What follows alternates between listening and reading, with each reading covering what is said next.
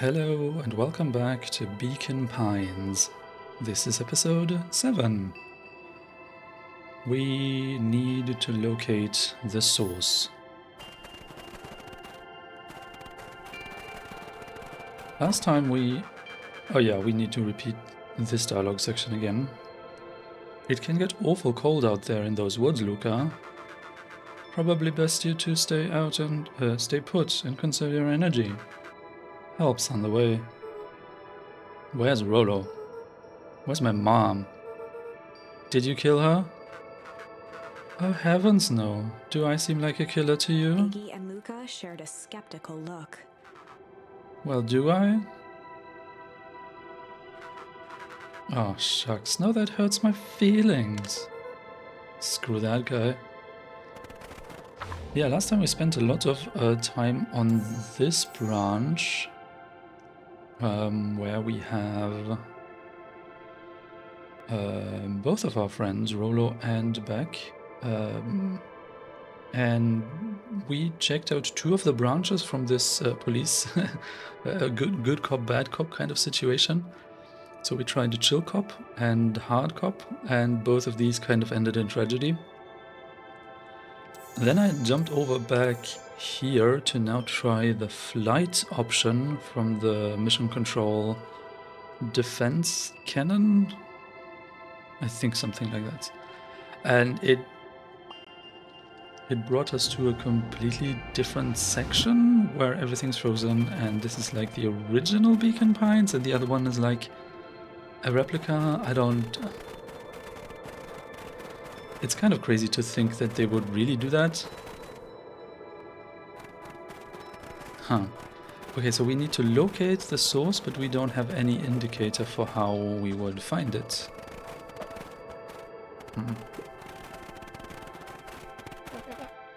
Wait a minute. If this is the original town, then that means... Iggy darted behind a large pine and began digging furiously. He emerged holding a shoebox with a crude skull painted on its lid. What's that? Long story. So, a few years back, I came into possession of some premium grade fireworks. Not the wimpy firecracker stuff they give kids. The good stuff. So why did you bury it under a tree? That's the long part of the story. You and Rolo were doing chores at Rolo's chicken coop. And you guys pissed me off for some reason or another. Luca rolled his eyes with realization. Oh wait, Iggy is the reason why the chicken coop burned down? No, you didn't. Iggy stifled a chuckle. Yep. I just wanted to give you guys a little scare. But like I said, these were some primo fireworks. So I might have underestimated things. You blew up the chicken coop? I prefer to think of it as an incendiary redecoration. What an interesting phrasing. Sorry, but you should have seen the looks on your faces. Rolo got grounded for months, which is why I needed to stash the evidence and lay low. So I buried him under that tree. But when I came back for him later, they were gone.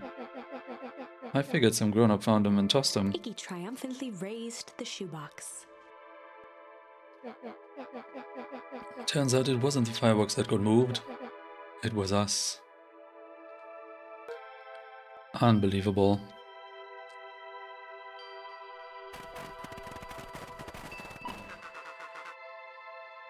Do you think this is a game? Newsflash, boyo. You're not a hero. You're a little brat who is in way over his head.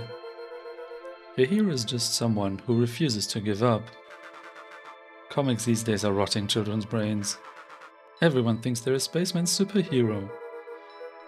I was always partial to Hank Atomic myself. Is that so? Do you really think you have a chance against us? You have no idea how powerful we are. Prepare for blast off, loser. I guess we're just going the correct direction, considering we've never actually been this way in the frozen version of town. Oh, wow.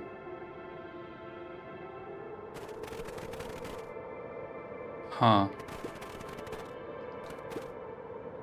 Crooked. Just like this whole stinking place.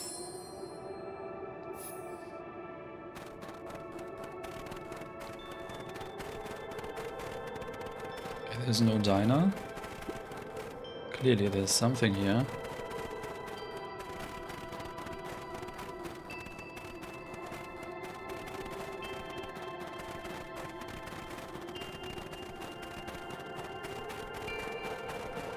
And clearly there's nothing else. Is this a... It just looked like a piano for a second. No, but this is some kind of machinery. Huh. Music, wired brain. Luca and Iggy inched up to the edge of the hole with bewilderment in their eyes. Arctic air breathed out of the cavern in heaving gusts. Echo, echo, echo, echo. Whoa. I can see why they wanted to move us all out of town now. But why would they dig a giant hole? I think this is it. This is the source? This dang hole? How do we smash a hole?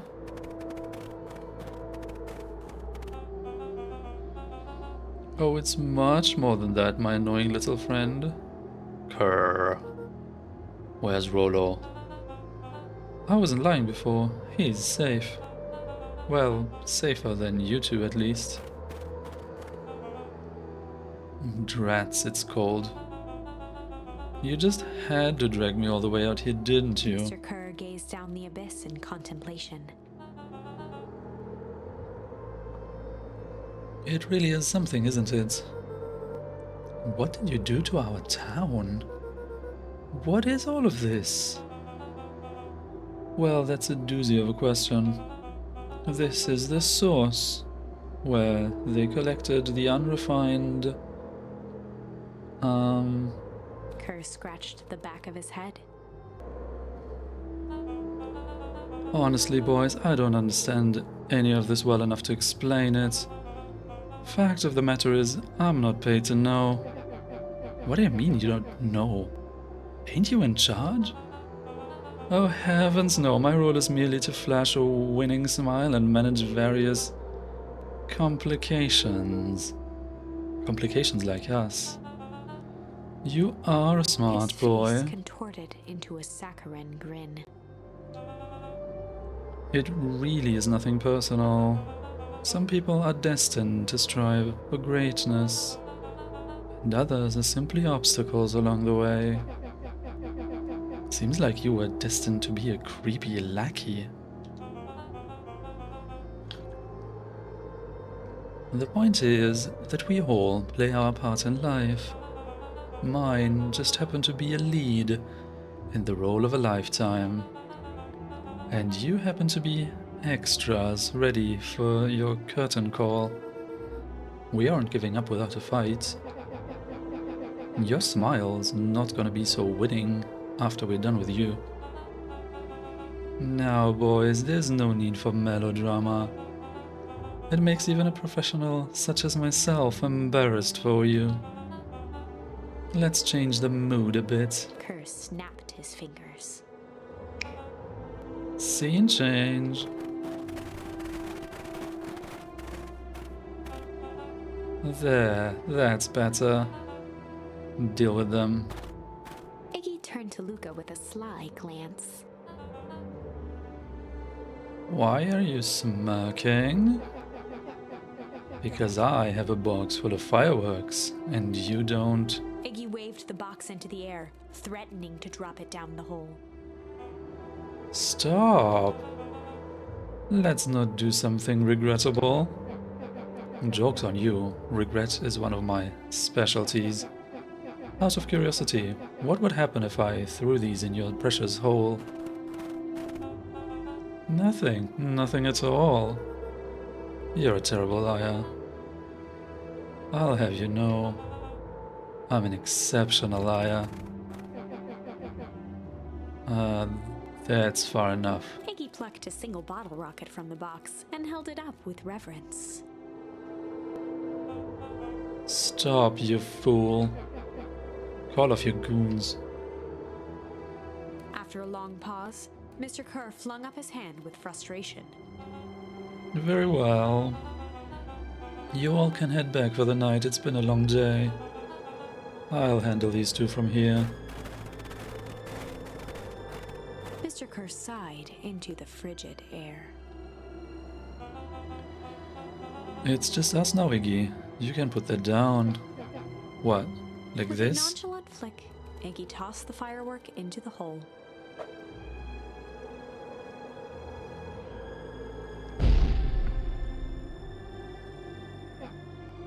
Oh. Whoa. With a growl, Kerr leapt at Iggy, crashing through Luca. Iggy tried to twist away, but in the struggle they both tumbled over the side. Luca dove forward, bracing Iggy's hand just before it slipped. His grip was made precarious by the cold, wet snow. He could see Kerr further down, clinging to Iggy's coat. Oh, is this a turning point? You reckless child, what have you done? Luca, listen to me. Hold on tight and use the walkie-talkie to call them back. What channel do I use? It doesn't make a damn difference, they're always listening. If you do that, the clipboards will just haul us up and snag us both. The only way you get out of this is if Kerr's out of the picture. Just let go and save yourself. If he lets go, we both die. I don't want to die, but seeing the look on your face almost makes it worth it. Mr. Kerr, you've had a long life. Why don't you actually do something selfless and just let go? Mr. Kerr gasped with insult. Long life? I'll have you know, I can still play 25. You should have heard me sing the part of Phileas Young. With a wild look in his eye, Mr. Kerr began to hum a proud melody. What?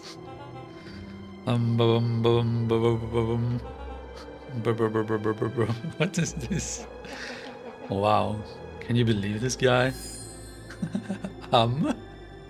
What? Luca's hand began to cramp. His voice began to crack. Kerr, just let go.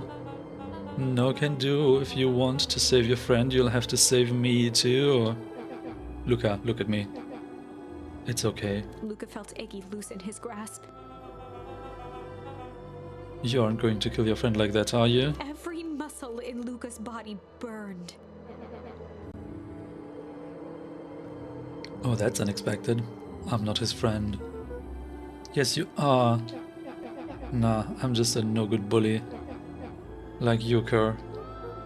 Iggy, no. Luca felt his hand slipping. And I told you what you need to do with bullies.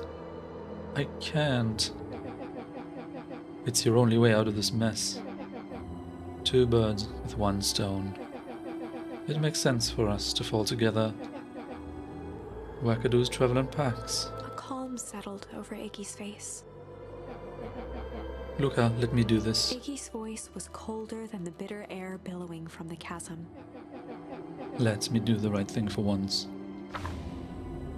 I knew it's a turning point. Luca had no choice but to Iggy's request.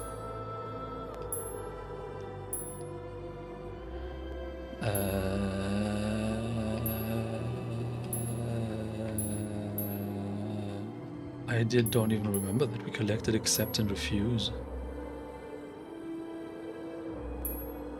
When did we get those? Interestingly, we have two options again. No, I don't want to have them fall, because I'm fairly certain that this option is...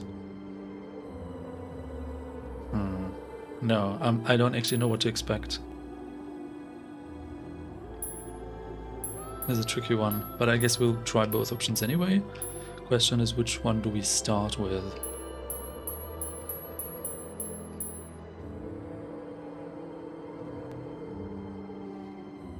I guess we start with refusing the request. Luca had no choice but to refuse Iggy's request. He tightened his grip and reached for the walkie-talkie in his pocket. A wild delight crept onto Mr. Kerr's face. That's a good lad. Now, radio for help. Iggy begged Luca with his eyes one last time, but Luca pressed the button and called out. We need help. Mr. Kerr is in danger. It wasn't long before they were once again surrounded by clipboards. Mr. Kerr sighed with relieved frustration. There you are.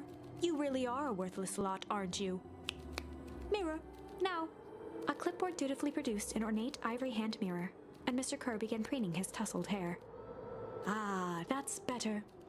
Mr. Van Horn, I applaud your sharp thinking under duress. I'll put in a good word for you with the founder. Take them away. The founder? But the founder says all animals are equal. A swarm of hands overpowered Luca. The last thing he saw before a cloth bag was pulled over his head was the defeated look on Iggy's face. The end. Oh, this is an instant end. Oh, interesting.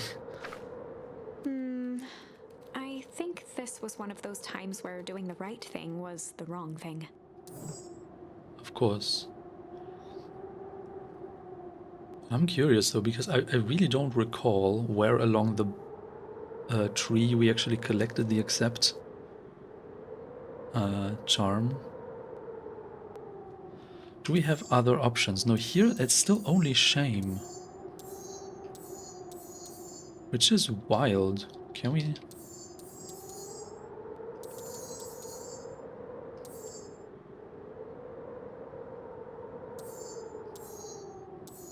Both of these might be dead ends, actually. Just from the drawing of the tree. Luca had no choice but to accept Iggy's request. With a quiet blink, Luca watched a teardrop sail down into the howling void. As his fingers slowly gave up, he met eyes with Iggy. Good.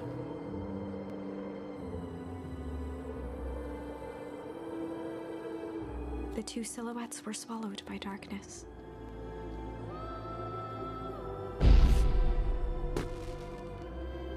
Wow.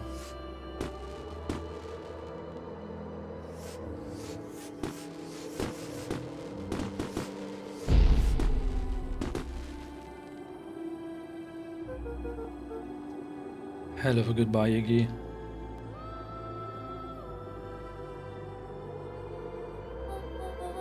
Luca, you should really step back. What? Quickly.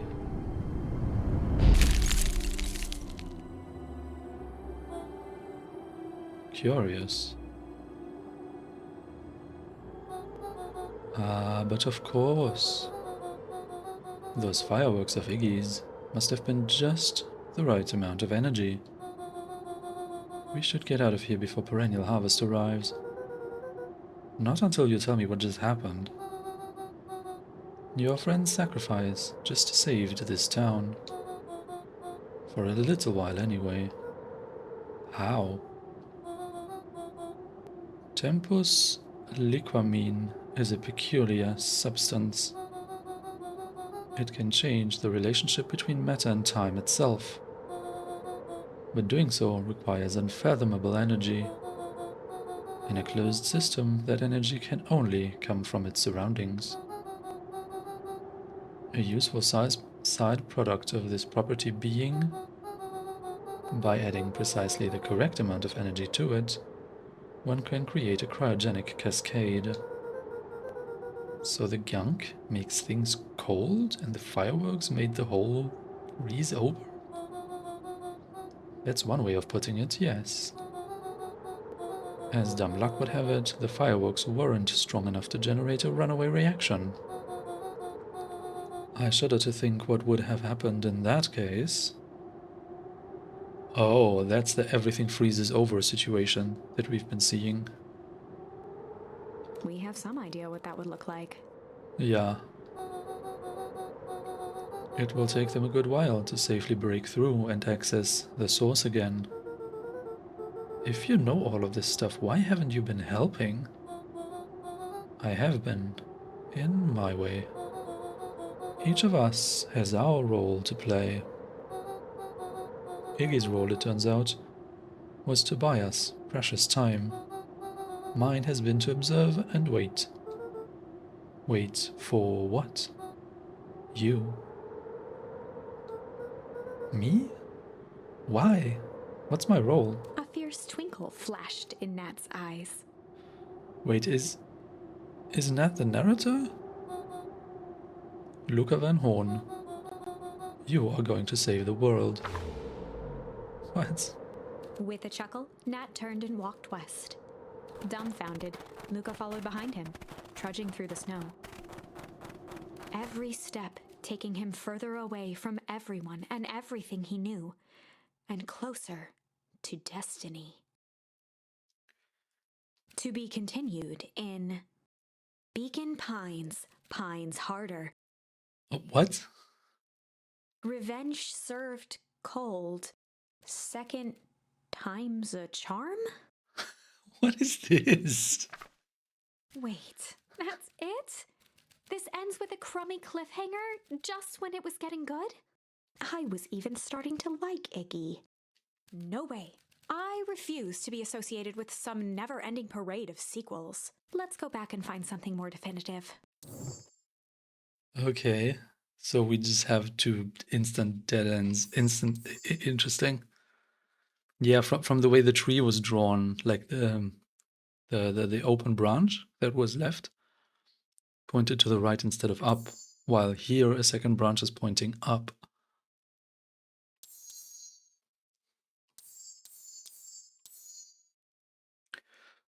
So yeah, I guess the only way for us to continue further is here for now.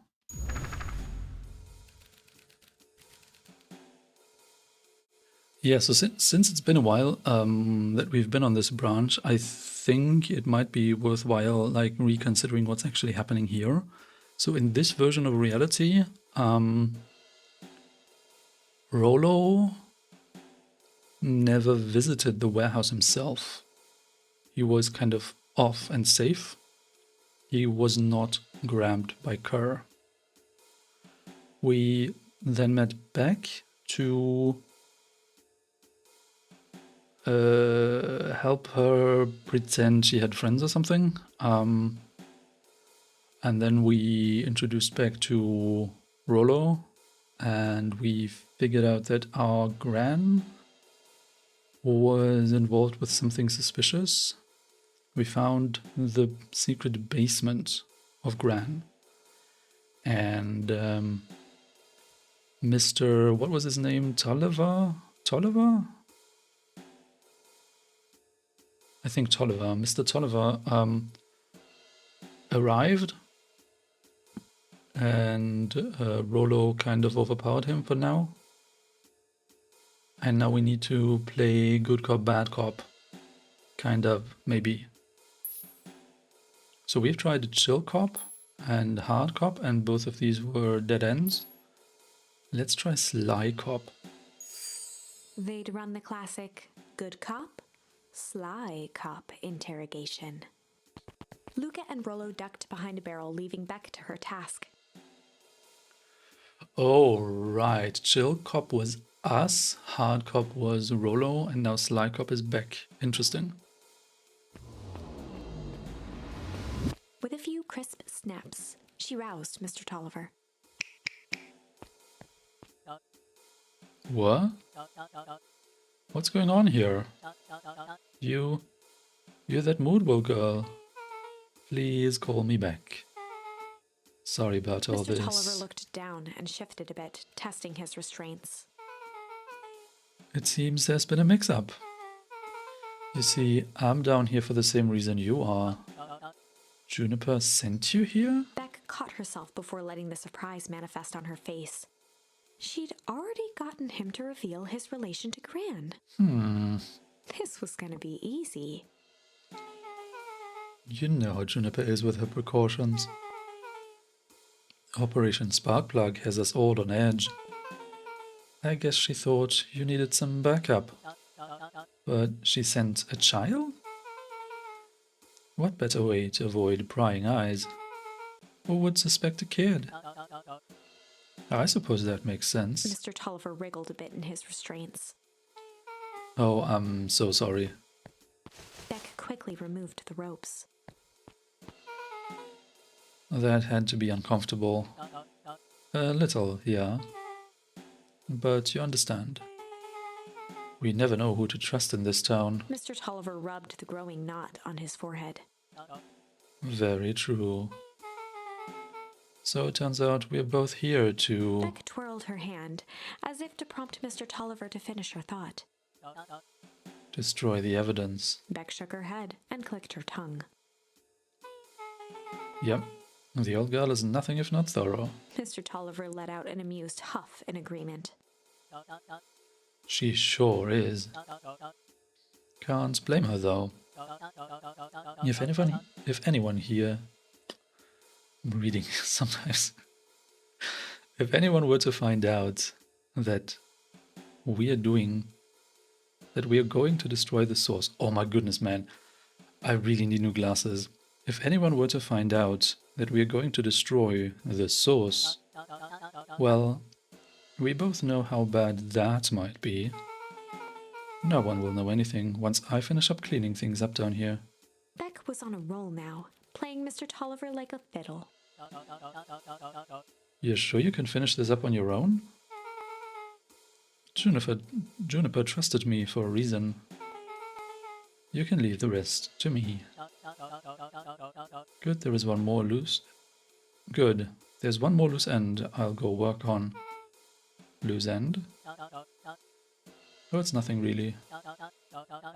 The other day, I had the radio on scan while restocking the candy shelf. And wouldn't you know it, I intercepted an odd phrase in a perennial harvest transmission. Underground secrets. That's ominous.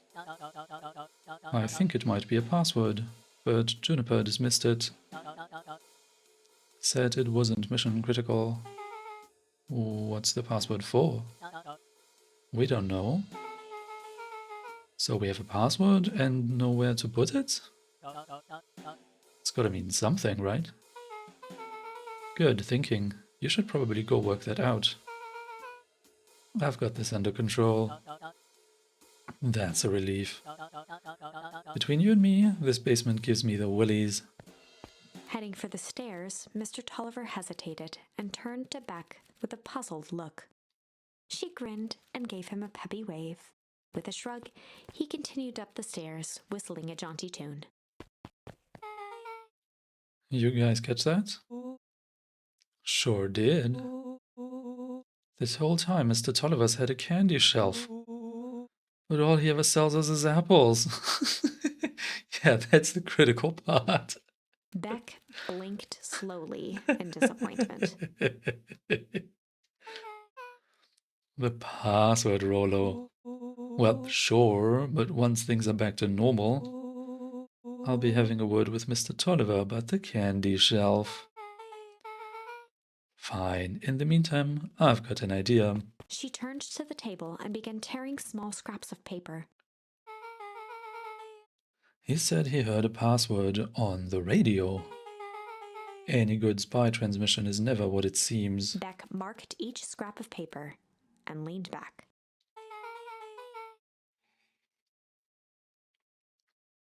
We just need to find the hidden meaning. Huh, okay. What's another word for underground? Buried, covered. Could it be a cover-up? Maybe it's one of those each letter is a number thingies. So U would be 21. N would be 14. D would be... Oh. It's an anagram. Nuncreed's drugstore. What? Underground Secrets is an anagram for Nuncreed's drugstore? Luca and Beck looked at Rollo with amazement. Rollo, that was incredible. Well, it's either that or Krenz Nude Rug Store? Yeah, I think you were right the first time. How did you do that? What can I say? I love ciphers. Well, I guess we know where to go next. Investigate Nuncreed's drugstore. Ah.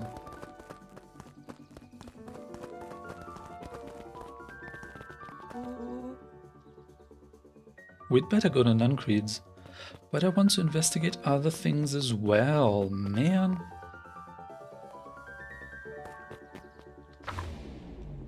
Huh.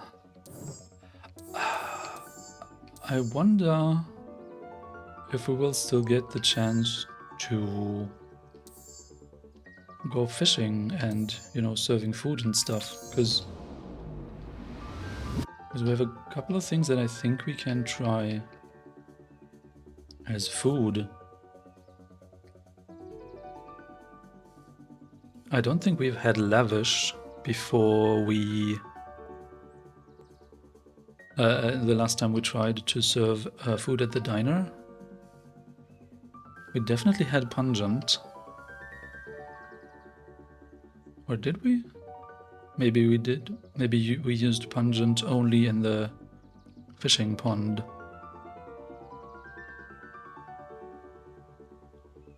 But we definitely had a Succulent and Tender. Okay.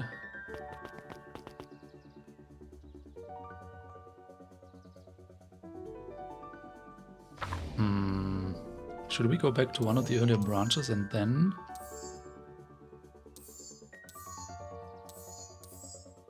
try to do the food thing? I actually don't remember where we had access to the food thing. Maybe let's just continue and see if we can get access again. If we don't, then maybe we will go back afterwards. Hello there. You scared me half to death. Sorry. You kids haven't seen Mr. Tolliver around, have you? Nope. He's got me waiting around like the last slice of pie.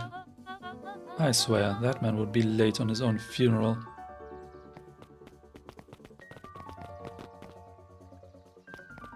Can we go fishing? We can go fishing. Let's try fishing. Oh, crooked. So it's more than 6, and not a single one is a fish. Luca tied a bent nail onto the line. If all you have is a hammer... Well, are we gonna pull out a hammer now?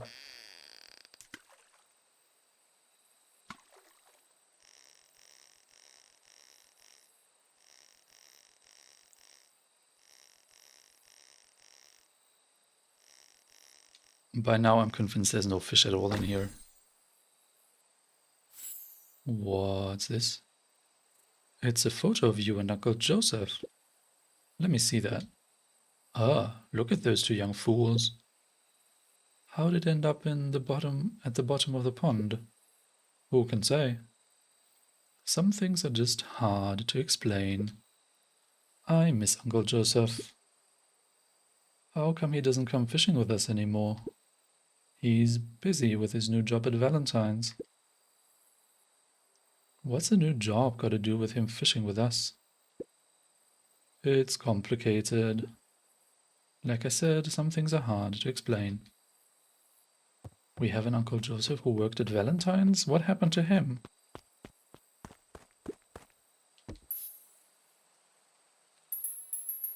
Luca tied... If all... Curious.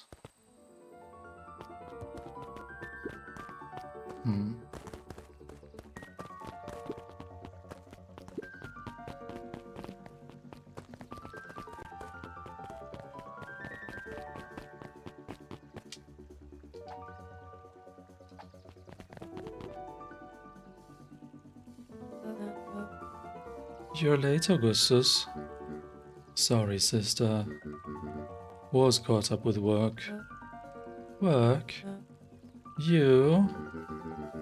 I had a few more details to lock down for the festival. Oh? What do you have to report? What is this insipid town festival really about? I think Gus looked around nervously. Mr. Kerr really does just want to do something good for the town. He's actually a pretty nice guy. You should spend some time with him. I didn't pull strings installing you as mayor so that you could make friends. Your job is to help me figure out what Kerr and Perennial Harvest's true intentions are for this town. We have a responsibility. This is our father's town. Was. Excuse me? This was our father's town. He's gone, Eris, and he isn't coming back. Father left us with nothing but problems. Mr. Kerr came here and offered to help us. We accepted that help. We didn't agree to them turning Father's warehouse into a toxic dumping ground. That is just a temporary arrangement. The glow can be seen from our damned backyard. They are dumping their nasty little secrets on us. When this all inevitably goes wrong, who do you think will be blamed? Eris's cry hung in the air. We have a new choice to make now, sister. This town is going to change whether we like it or not. Are we going to choose to be a part of that future, or be forgotten in the past? It's a shame. Father named you Augustus, but you will always just be a Gus. Good night, Eris. I'll see you at breakfast tomorrow.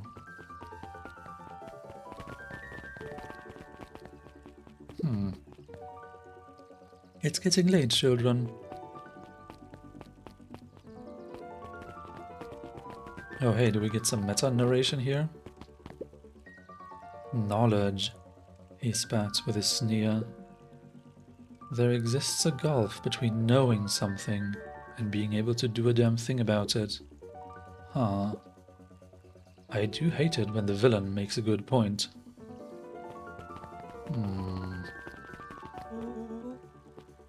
Why am I not allowed to go anywhere?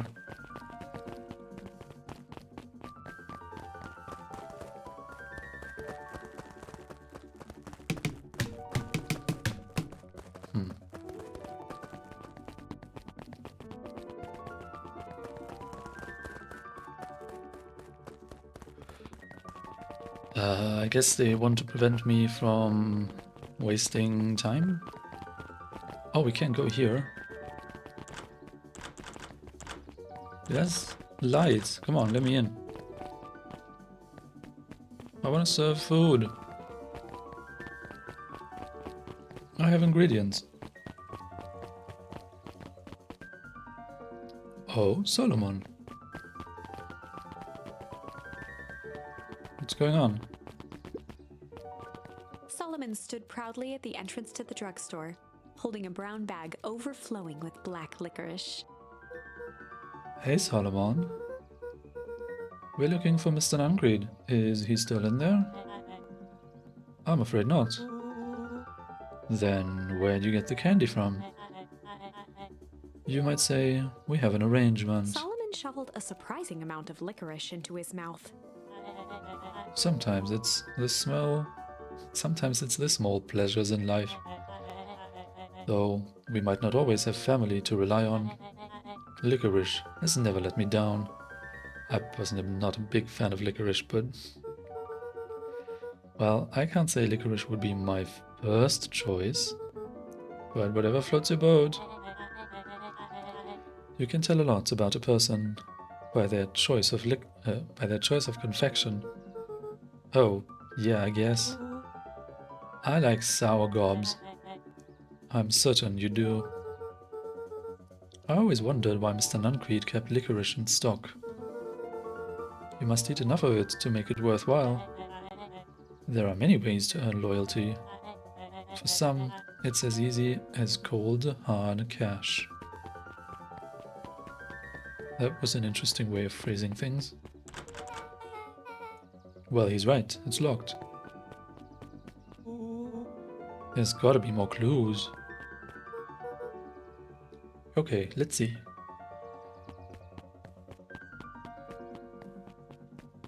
It's the telephone booth. It's for sure the telephone booth. Yeah. Because in the other timeline, something happened with that telephone booth. The answer's gotta be around here somewhere.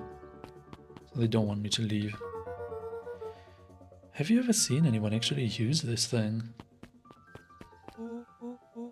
Besides Mr. Nuncreed? No. Beck cupped her hands on the glass to peek inside. That is not a normal phone booth. It's got like a blinky keypad. Why would there be a blinky keypad? Koren's Nude Drugstore? I mean, Underground Secrets? The password. Beck flung open the door and they all squeezed in.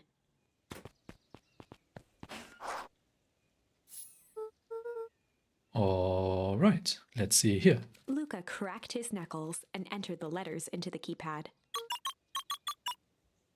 Underground Secrets. Sounds like that did something. Great. Now what?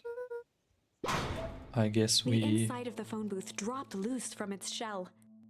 It's an elevator. Without even the space to panic, they closed their eyes, held their breath, and accepted their fate.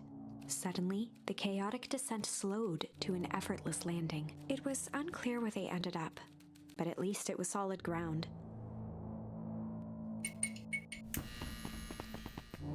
The air was stagnant and smelled vaguely of chlorine. I knew it. You knew that there was a secret hub full of strange tubes under the phone booth? Of course I did. Didn't I say that? No. I definitely thought it. Luca, do you remember when I said how cool it would be if the trans-dimensional conduit from Hank Atomic issue number 12 were real? Rollo, at one point or another, you said that about every technology ever discussed in Hank Atomic. That's why I'm such a good predictor. It looks like each of these has something written on them.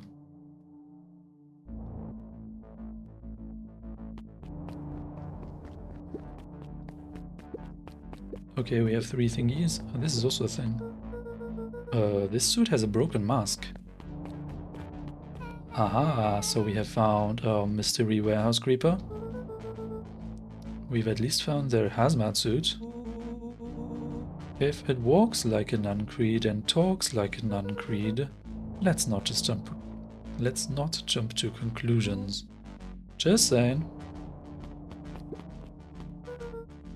Mining Operations Alpha. You guys have mines here? Not that I know of. This town is all farms and fertilizer. And a series of tubes. Pa always says you can only trust a miner up to the point when they hit gold. Not sure how that wisdom applies to this exact situation. That's the thing about Pa, you don't always realize what he means until it's too late. Perennial Harvest main office. That's where my mom works. What does she do? Science stuff? Is she involved in all of this? We just moved here. How could she be involved? True. Valentine Fertilizer Warehouse. Isn't that where you almost got snatched? Yeah. Why would Perennial Harvest have a tube going to the old Valentine place? This is starting to feel like something big. That's a lot of buttons.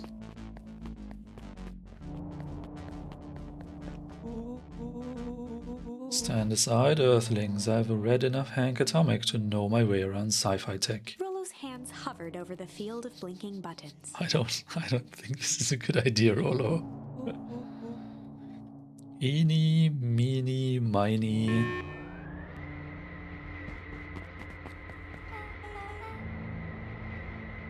Rollo, what did you do? Nothing. I didn't even moo yet. Oh, that was Mo. What was that? Hide. Where? There's nothing but weird tubes down here. Just get back.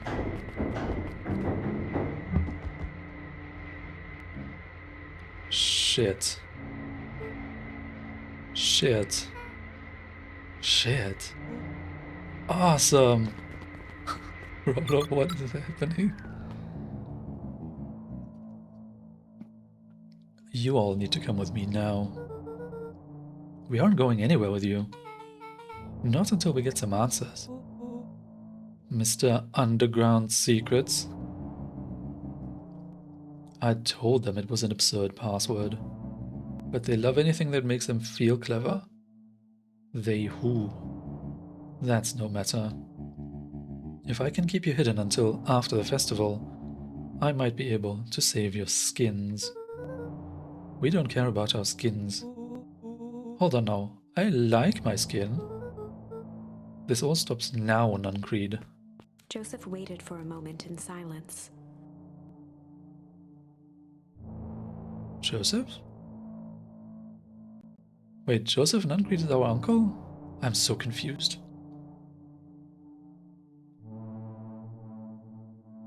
Didn't we just have a mention of an Uncle Joseph? Who worked at Valentine's? Wait, but this guy is into our Nan, who might be our mother. This is so confusing. You sound just like him. Who?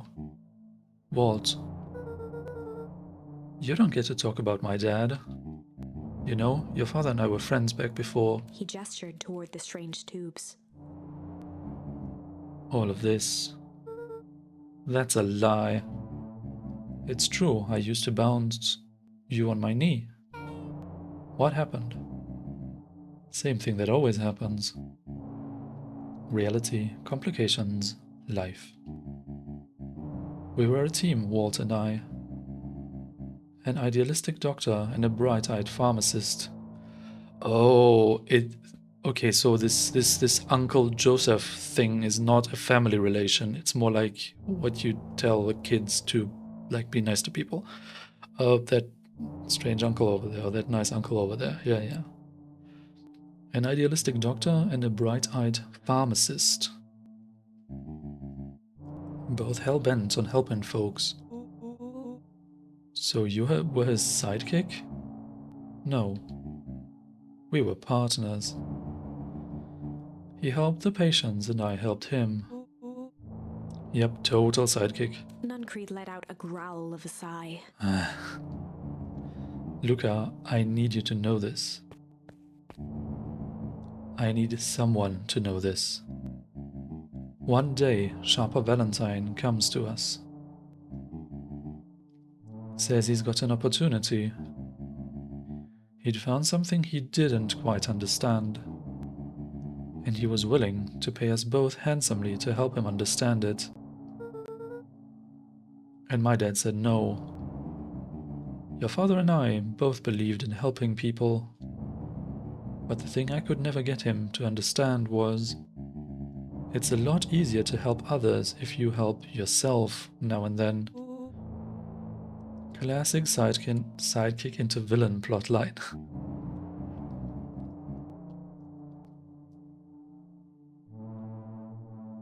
Walt loved being righteous, almost more than he loved his family. He was wrong about one thing though.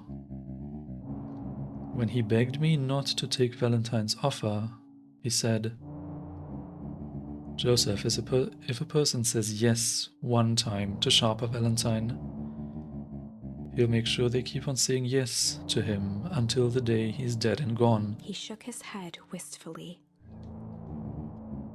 Sharper's long gone, but he's still got me saying yes. Is there a point to this sob story? Not really, no. Just an old man trying to delay what needs doing. Nuncreed took a menacing step towards the children. I tried to keep you safe. I tried to keep you and Juniper out of this. But you forced my hand. Luca began to laugh. What? You really don't know? My Gran isn't out of this. She's been scheming right under your nose. Juniper? Seems like she's planning on crashing the town's party. She's going to disrupt the festival? Why would she? The color drained from Nuncreed's face. How does she know? Apparently she knows a lot of things. What? Let's just say this isn't the only underground lab we've busted into today. And honestly, hers is way cooler. She's got maps and explosives and bad intentions, big man. Nuncreed grabbed Luca by the shoulders. His eyes were frantic. You need to tell me what she's going to do right now. She doesn't understand what it is she's messing with. Tell me now she's in danger, boy. I don't know. She had a map with a mark on the fountain in town square. The fountain? But why would... A jolt of realization struck Mr. Nuncreed. She knows about the source? What the heck is the source?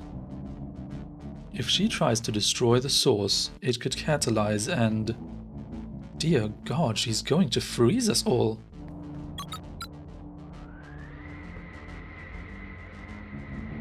You all need to run. Run where? Away. As far away from this town as you can get. Head west and don't look back. I love how his ears are flapping in the wind. That's a really cool touch.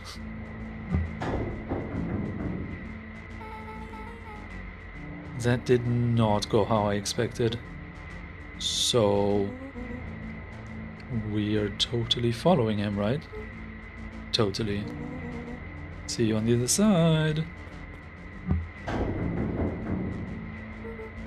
You good? Yep.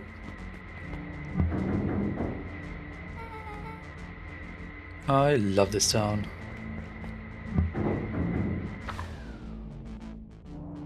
Chapter 8. The Cold, Hard Truth. Beck leapt up, allowing the suction to yank her into the dark. Dimness eclipsed around her like the shutter of a camera as she seemed to cover great distance in mere moments. Her only points of reference were glints of upcoming turns, which approached with frightening speed, only to carom her gracefully along. She heard the tinny, distant echoes of Rollo's glee. Once she stopped fighting against it, the ride was impossibly smooth. Then, all of a sudden, as if minutes had passed in an instant, light blazed into view. A burst of wintry air snuffed across her face, and she was flung out into the cold. What? This is the exit of the tube? What? That was intense? Yeah. I think I might have parted with some fluids in there. Any idea where we are? Somewhere cold. Doesn't look like it got on any of us. It didn't feel like we traveled that far. So, where did it all go? This place sucks. Why would anyone even want to blow something up out here? Only one way to find out, I suppose. We've got to catch up to Nuncreed. I think he went this way. Gotta go say hi to Pop. Hi, Pop. No. Maybe. Maybe not. Yeah, they don't realize where they are. It's kind of interesting how the different branches seem to tell a coherent story, right? Because we've just been in this kind of frozen wasteland over on this branch while we... No, where? In the flights section. Yeah, over here, where we either accept or refuse.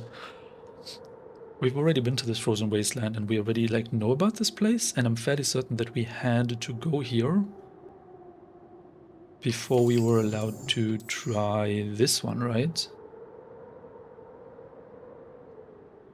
Oh no, wait a second. I do remember that I was thinking, well, should we try the Sly option or should we try the flight option? So either of these brought us here, which is interesting. This entire game is kind of crazy.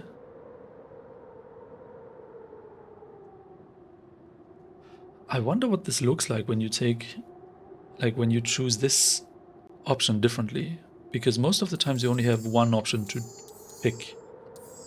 Even though at every point it gives you like 3 options, but I pretty much always felt like I was forced to pick exactly one because it was the only one I had access to. And it even more so makes me wonder if I actually picked up everything.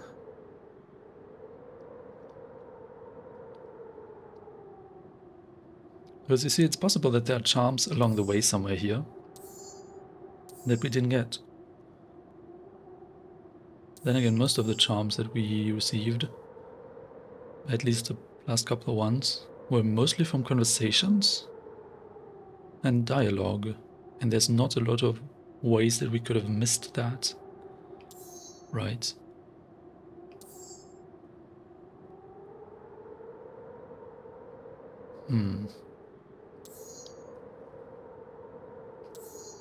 Interesting, interesting.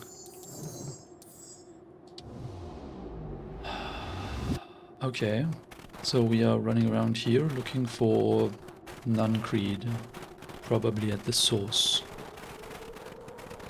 Can we do the thing with the sign again? This looks familiar, yeah. Maybe we can clear off the snow. No time, Nuncreed's getting away. It's actually a good explanation. I want the fireworks. Okay, this is starting to feel really familiar. I may not be the most well-versed on all things Beacon Pines, but this does look like some sort of frozen replica of town. Ah, I got it. It's so obvious now. Mr. Nuncreed is an alien. Rollo, stick with me here. His species can only live in sub-zero temperatures. Oh boy, here we go. The source is their base camp destination. Base camp dimension. So naturally they keep it cold. We found it by traveling through those metallic wormholes back there. The final objective: kill us all and shapeshift into a Beacon Pines citizen of their choosing. You never really had me, but you very much lost me there. You get used to it. We should keep moving. Rollo is amazing. It's aliens. It's alien zombies. It's actually cool that you can, like, run across the frozen creek here.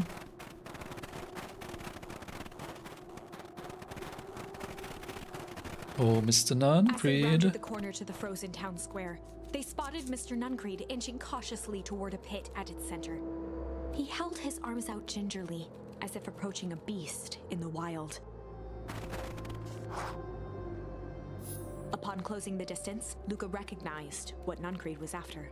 Gran stood confidently at the edge, one arm outstretched over the abyss. Nearby, a wheelbarrow had been emptied out. She held a lit torch, which flickered in the bitter wind.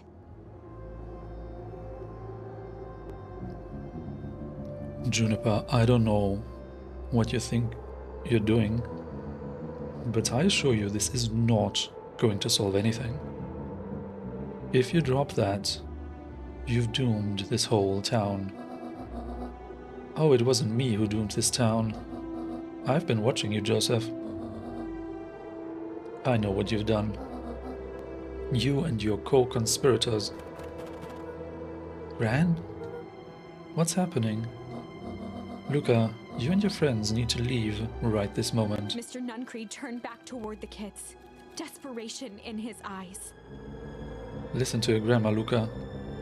This is between me and Juniper. Rollowenbeck held steadfast in awe. Luca approached closer. Mr. Nuncreed spun back toward Gran, his voice growing louder. You've got it all wrong, Juniper. Just hand over the torch. You don't understand what you're doing.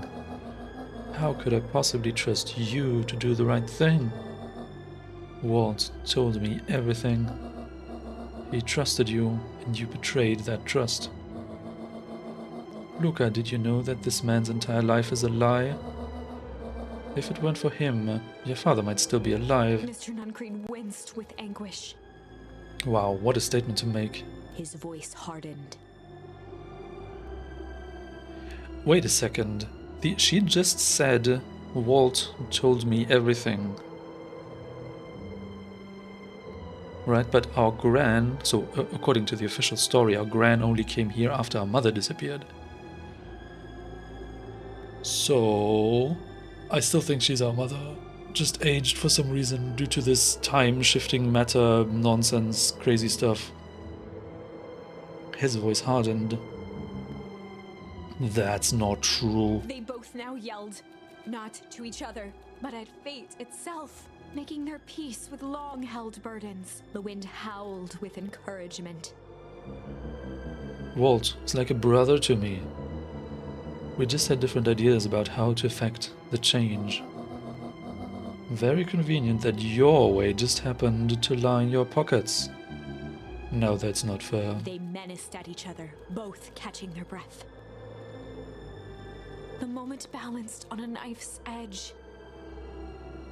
Turning point? Amid a blur of emotions and memories, Luca's mind flooded with questions. The wind calmed, as if to give him the stage. And in the stillness, he began to weep and hum. Interesting. We have received a hum very recently. So, what if we hadn't had a hum? Then we would have been forced to use weep and jump to the other branch to even get hum. Also, I don't remember where we collected weep, but it must have been a while back. And in the stillness, he began to weep. It was all just too much. Falling to his knees, Luca whimpered softly. The tears crystallized as they hit the snow. Gran stared at Luca for a moment with warm sympathy, remembering why this was all necessary. This'll all make sense soon, Luca. Then everything can go back to normal.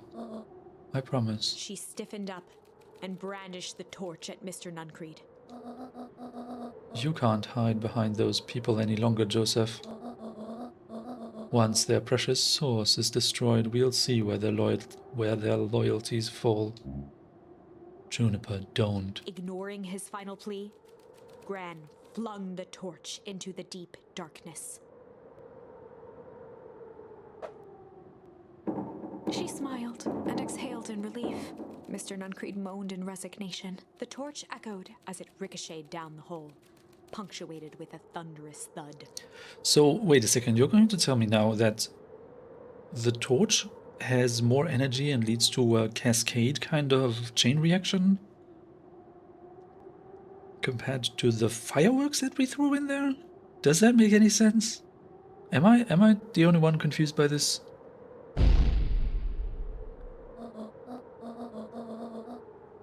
You see, Joseph, I've learned one very important lesson in life. If you want things to change, then you must be willing to... Before Gran could finish, the ground shook her to silence.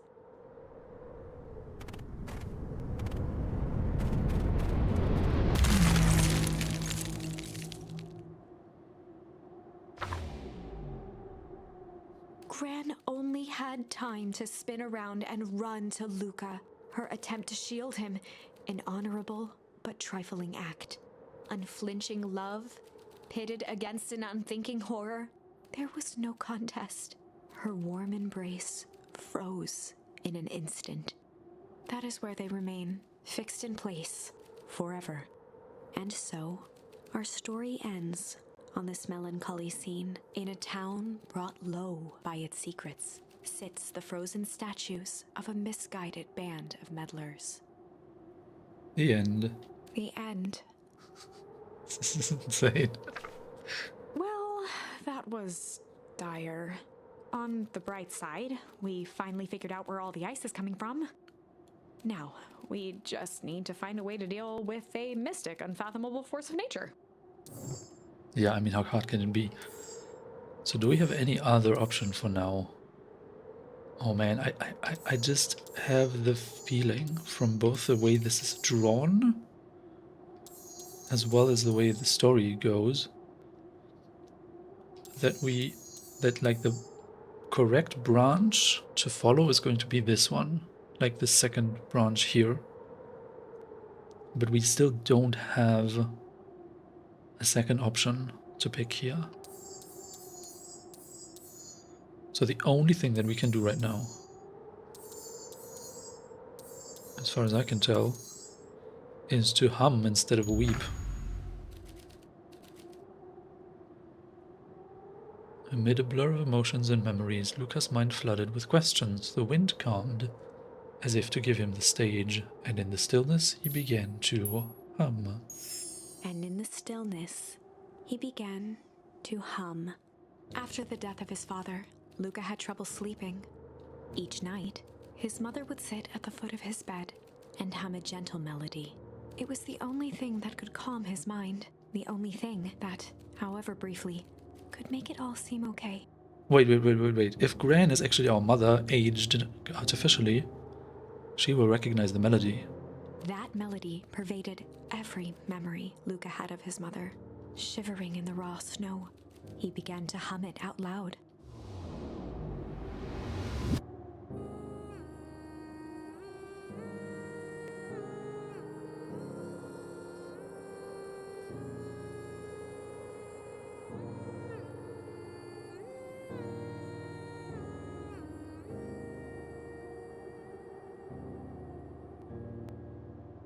Gran lowered the torch, listening closely.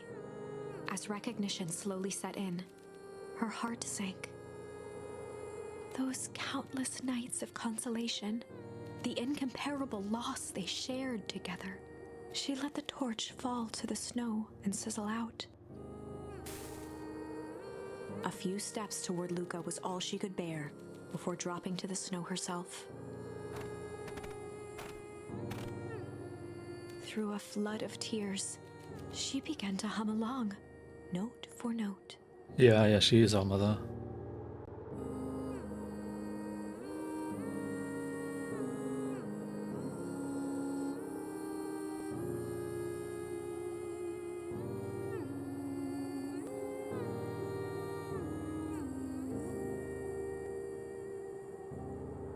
Luca lifted his head in astonishment.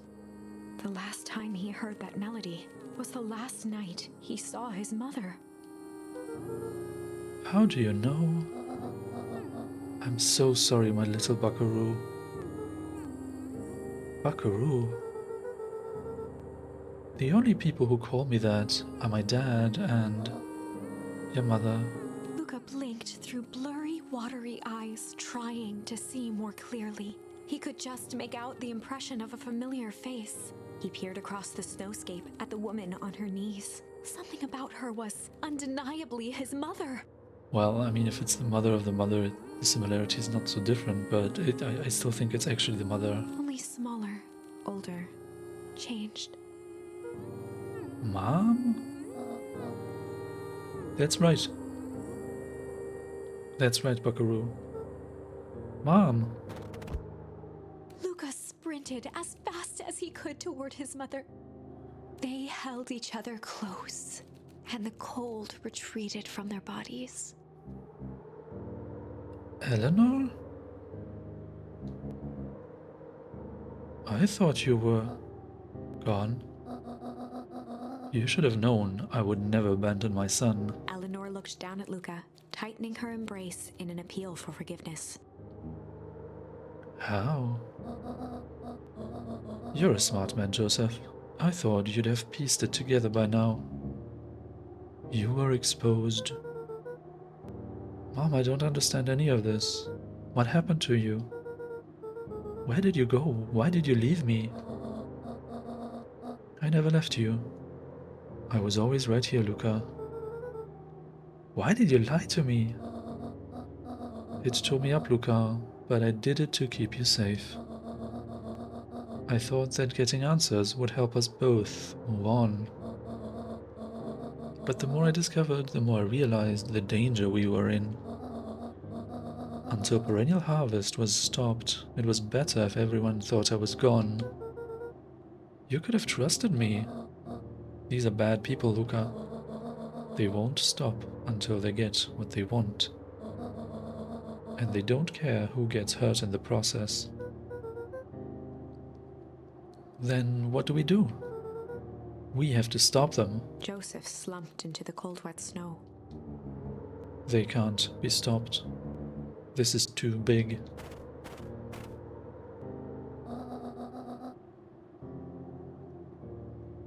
I tried beating them at their own game. I'm done fighting fire with fire. For the first time in a long time, her voice felt like her own again. No more lies. I see now there's a better way to stop perennial harvest. The cold, hard truth. Luca gazed down at Nuncreed with pity. He looked small. Joseph stared into the snow, as if searching it for answers. Come on, everyone. We've got a party to crash.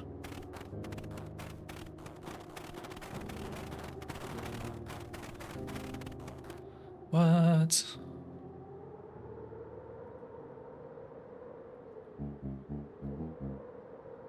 You don't understand. He always wins. But who's he? Chapter 9. The Devil You Know. 7 months ago, Eleanor Van Horn crept down the maze of sterile hallways under perennial harvest. She stopped in front of the large steel door marked Deep Engineering. No turning back now. She raised a trembling hand. The stolen keycard worked as promised, and the door buzzed open with mechanical efficiency. She was immediately hit with the smell of disinfectant. I think I have to call it an episode here. Is this the beginning of chapter 9? Oh man, I hope the game just saved.